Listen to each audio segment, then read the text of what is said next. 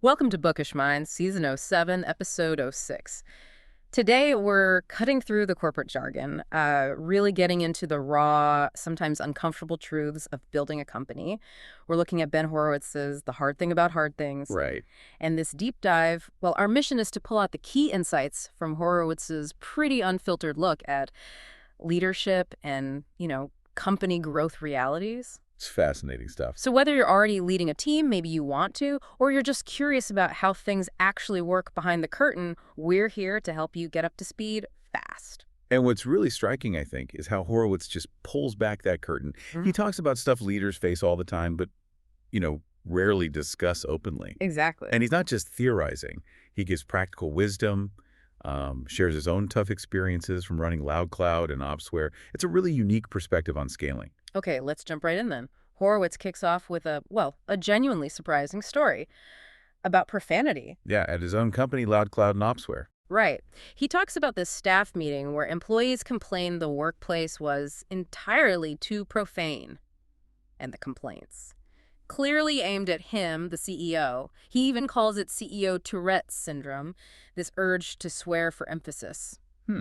But he argues it wasn't just, being crude. Some of it was actually intentional. Intentional? How so? Well, for crystal clarity, like saying, that is not the fucking priority. Hard to misunderstand that. Okay, point taken. And he wanted messages to spread. Plus, he noted that other big tech companies like Intel, Microsoft, they were pretty profane environments too. Interesting context. So his choice was basically optimize for the absolute top talent who often came from places like that or aim for a sort of clean culture. He picked talent. But the really clever bit is how he managed it. It wasn't just a free-for-all. No, not at all. He found this solution after watching a pretty disturbing movie, Short Eyes. Right, the cupcake analogy. Exactly. He told the company, okay, profanity is allowed, but it cannot be used to intimidate anyone or for sexual harassment. Give the example. Yeah. Saying, those cupcakes you baked look delicious is fine. Saying, hey, cupcakes, you look mighty fine in them jeans. Absolutely not. And that was it. Apparently, yes. Yeah. After setting that clear boundary, he never got another complaint. Sometimes you don't need a complicated policy. You just need clarity. That really underlines his view on company culture, doesn't it? It does. He's very clear. Things like free yoga or dogs in the office, those are perks, nice to haves. They aren't culture. So what is culture then, according to Horowitz? True culture, for him, it's a deliberately designed way of working.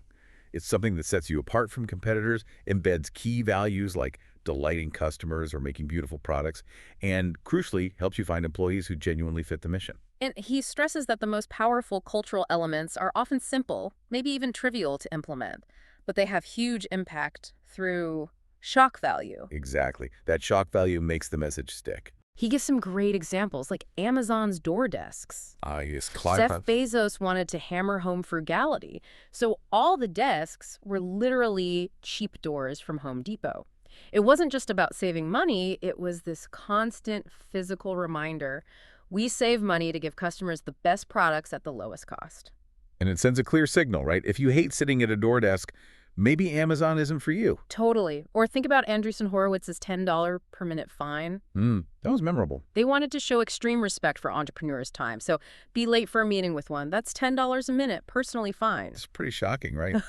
But it instantly drills into new hires how seriously the firm values the entrepreneurs, the pigs who are committed versus the chickens who are just involved. And then there's Facebook's move fast and break things. The famous one. Zuckerberg used it to push innovation, risk-taking. A phrase itself is jarring. It forces you to accept that speed and innovation mean, well, breaking stuff sometimes. It clarified that being innovative mattered more than being perfect. So the common element in all these. The shock mechanism has to line up perfectly with the company's core values. Like Jack Dorsey's Square is all about beautiful design. Door desks wouldn't work there at all. It wouldn't fit. Right, the symbol has to match the substance. You need that unique, powerful symbol that reinforces your company's specific values.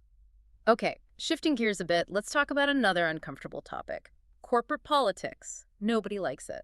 No, but it seems to be everywhere. And Horowitz says something really counterintuitive here. He says, it's often the least political CEOs who run the most ferociously political organizations. Yeah, that sounds backward, but his logic makes sense. He defines politics as people trying to advance their careers or agendas, using means other than merit and contribution. And it can happen without the CEO even realizing. Oh, absolutely. Often unintentionally. Simple example.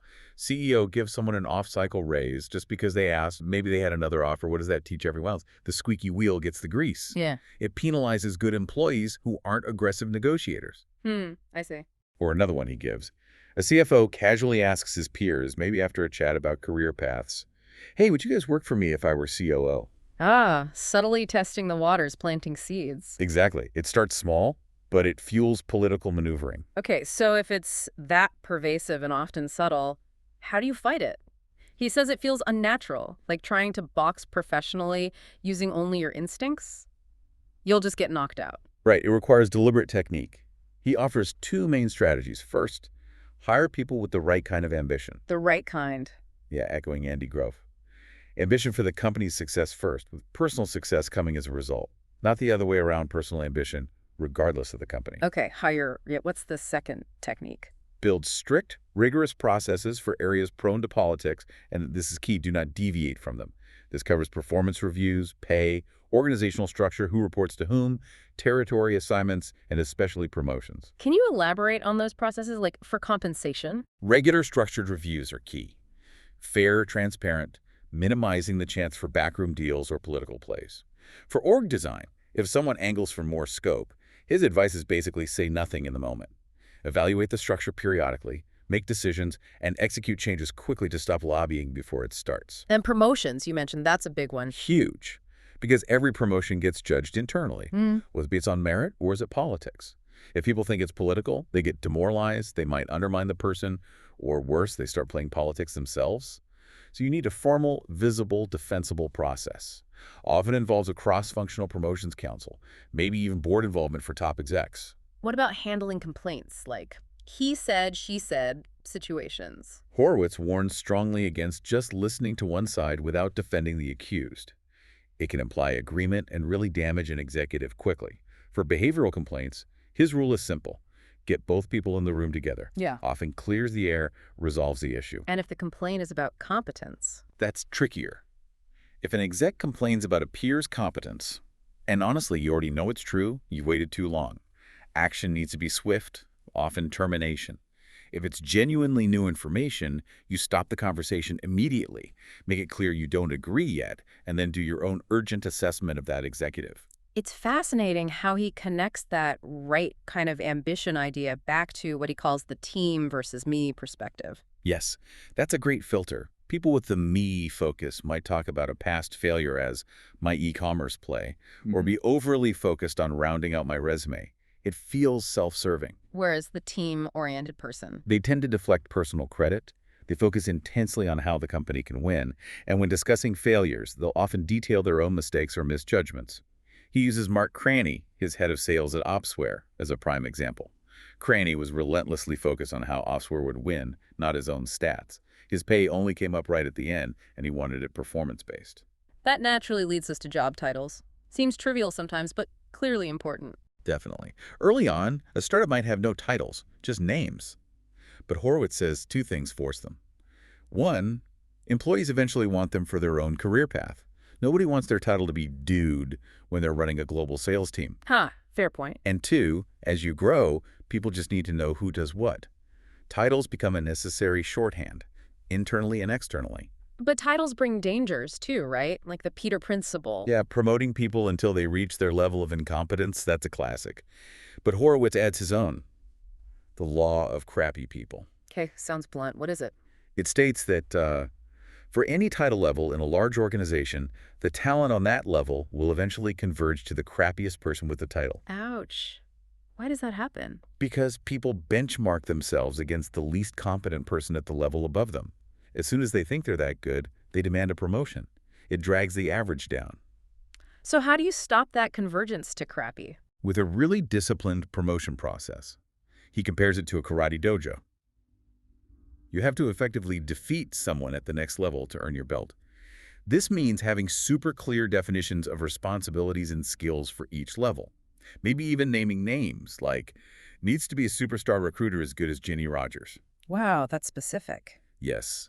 And again, Having that cross-group promotions council is vital to keep the standards consistent and fair across the whole company. Okay, so you need titles and a process, but how big should the titles be? Senior VP versus just VP, for example. The title inflation question. Horowitz contrasts two views here. Mark Andreessen's take was, give out high titles. They're cheap. They help you recruit against bigger companies. Give them something the big guys won't. Right. But then you have Mark Zuckerberg at Facebook, who did the opposite, deliberately lower titles than the industry standard. Why would he do that? Seems counterintuitive for recruiting. Zuckerberg's logic was, it lets them re-level new hires properly, it boosts internal morale, because titles aren't just handed out, and it ensures titles actually reflect influence inside Facebook, not just an external status symbol.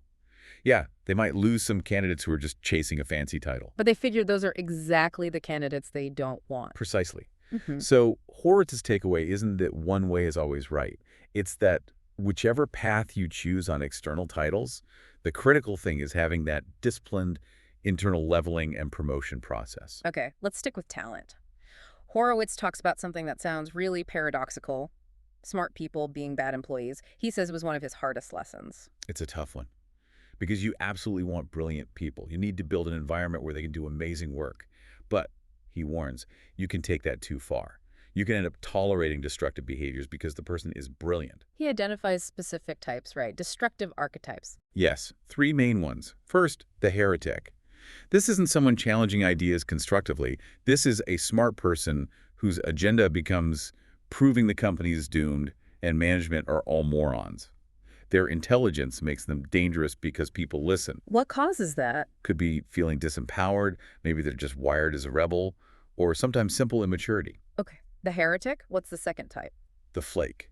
Super smart, maybe a genius, but totally unreliable. He tells this story about Arthur, an engineer who did a month's work in 3 insane, non-stop days, but then would just disappear for days or weeks. Turned out he was bipolar and had a drug problem. The point is, a company relies on teamwork. Reliability is fundamental, no matter how brilliant the bursts are. Right, and the third type? The jerk. This can happen anywhere, but Horowitz says it's most damaging at the executive level. This is the person whose communication style is so abrasive, so belligerent, that people just clam up when they're around. It completely shuts down communication. Like a communication black hole. Exactly. And he says, bluntly, if one of your big dogs is destroying communication, you have to, well, send her to the pound. It's a harsh reality check. You can't let brilliance excuse fundamentally damaging behavior. But it begs the question, do you ever make exceptions? When do you hold the bus for someone like that? He tackles that. Yeah. He uses analogies from sports coaches like John Madden or Phil Jackson. Generally, the team bus has to leave on time. Everyone needs to be reliable. But occasionally, a player is so uniquely talented, so game-changing. That you hold the bus just for him. Right, but only him, or maybe one or two others across the whole organization. You, as the leader, have to personally manage their downsides, mitigate the damage. It's a huge investment and a risky bet. You can only afford very few. Okay, so related to talent, let's talk about hiring senior people. The old people, as the chapter amusingly calls them. Boards are always pushing for this, right? Hire execs who've been there, done that. Yeah, it's common advice. Yeah. And the core reason, Horowitz says it's simply time. Startups are a race against the clock. They don't have a long shelf life. Experienced hires can drastically shorten the learning curve, accelerate success. He compares it to an athlete using performance-enhancing drugs. Uh-oh, that sounds risky. It is. If all goes well, you will achieve incredible new heights. If all goes wrong, you will start degenerating from the inside out. So when is it the right reason to hire a senior person? It's when you need specific knowledge or experience your current team lacks right now, like building a global sales channel or creating a powerful brand from scratch. He suggests a test. For this role, do you value internal knowledge more, like understanding the specific code base for an engineering manager, or external knowledge, like knowing the market and potential recruits for a head of sales? Right. If it's external, a senior hire might make sense. But even when you hire them, managing them is tough. They bring their own cultural baggage. Maybe they know how to play the system. And you, the CEO, might not even fully understand their job function as well as they do.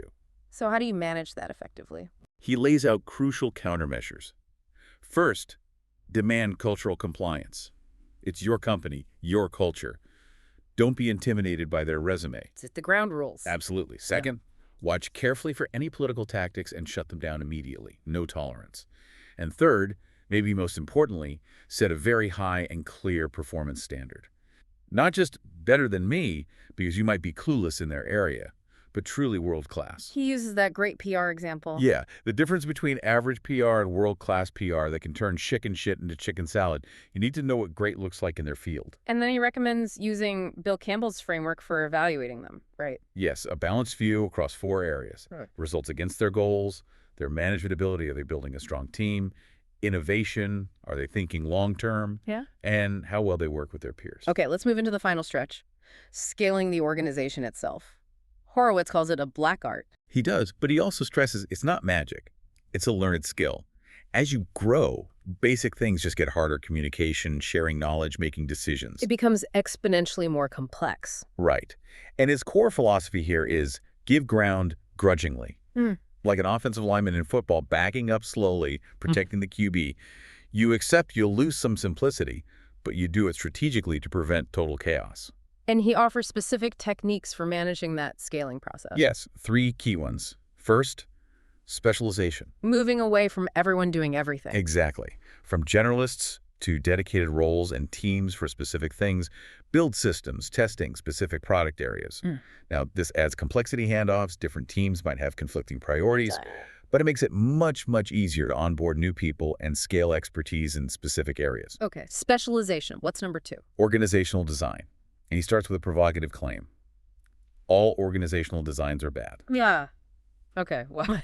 Because any structure you choose optimizes communication and decision-making for some pathways, necessarily at the expense of others. You can't optimize everything. So the goal isn't perfection, it's choosing the least of all evils. The structure that best supports the most critical communication and decision flows for where the company is now. And he has steps for how to design it. 6 steps, yes. Interestingly, figuring out who reports to whom comes quite late. Step 4. First, you define what needs to be communicated and decided. Then you optimize for the people actually doing the work, not just slotting managers. Makes sense. And the 3rd, scaling technique. Process. He has a very clear view here. The only purpose of process is communication. Just communication. Yes. When you're small, you just talk. When you're huge, talking doesn't scale. You need formal ways to communicate effectively across large groups. Structured communication vehicles. He suggests starting with the interview process. It cuts across teams, and it's absolutely critical. And who should design these processes? The people who are currently doing the work without a formal process, the ones doing it ad hoc. They know what's needed. And a key piece of advice, it's much easier to add new people to old processes than new processes to old people. Get processes in place early, and when designing them, focus first on the output. What should it achieve? Then define the steps and how you measure success at each step. Finally, building clear accountability: who owns each part. This discussion of scaling brings us to a really important warning he gives, the scale anticipation fallacy. He talks about losing his temper over this. Yeah, he really hates this idea. It happened when a VC told the CEO to judge an executive not on their current performance, but on whether they would scale for the future company size. Why is that such a terrible idea, according to Horowitz? Several reasons. First, managing at scale is a learned skill. Nobody is born knowing how to manage 1,000 people. Right, you learn by doing. Second, it's almost impossible to predict accurately. Would anyone have looked at young Bill Gates and said, yep, he'll scale to run Microsoft? Probably not. Third, if you label someone not scalable in your head, you stop investing in them, you stop teaching them, you retard their development. You create a self-fulfilling prophecy. Exactly. Fourth, hiring supposedly scalable execs too early often means replacing someone who's doing a good job now with someone who might be worse in the current role, just because they look good on paper for the future. The key is, can they do the job needed for the next year or so? Plus, you still have to make the call later anyway when the company actually reaches that scale. So it doesn't actually save you from making the hard decision. Nope. And finally, he says it just leads to a dark place. Internally, people hiding information, dishonesty, political infighting, because everyone's worried about being judged, not scalable. Okay, so if you shouldn't prejudge scalability, how do you make the necessary decisions about whether your team is right as the company grows? Evaluate your team regularly, like quarterly. Don't make scale a separate evaluation category. Ask, is this executive doing the job effectively at our current scale? And crucially, make the judgment relative, not absolute. The question isn't, is this person perfect? It's, For this company right now, is there someone else I could realistically hire who would do a significantly better job? And what happens if our competitor hires that person? That's a much more practical, grounded approach. It forces you to deal with reality, not hypotheticals. So wrapping it up, we've really dug into some of the tough, uncomfortable parts of Horowitz's view on company building. From using profanity strategically to defining culture through shock value, battling politics with process and the right ambition. To navigating the complexities of titles, dealing with brilliant but difficult employees, hiring senior talent effectively, and finally, the practicalities of scaling. Connecting it all. What's the big Right. takeaway here? I think Horowitz provides a very pragmatic, almost bracingly realistic toolkit. He's saying, growth is hard, challenges are inevitable. Forget the platitudes. You need conscious, sometimes difficult strategies to build something resilient. Accept that things get harder and arm yourself accordingly. Which leads to a final thought for you, the listener. You might hear all this talk about titles and promotion processes and think, wow, that's a lot of focus on silly formalities. Right. Seems like over-engineering, maybe. But Horowitz argues the complete opposite. He says if you don't have a well-designed, disciplined process for these things, then your employees will become obsessed with them, focusing on the inequities in politics. Interesting paradox. If you structure it properly, handle it rigorously, then paradoxically, people stop thinking about titles all the time. They can focus on the work. So the question to mull over is, what part of your own company building, whether it's a team, a project, or an actual company, might benefit from taking this kind of discipline, maybe uncomfortable, but ultimately clarifying look?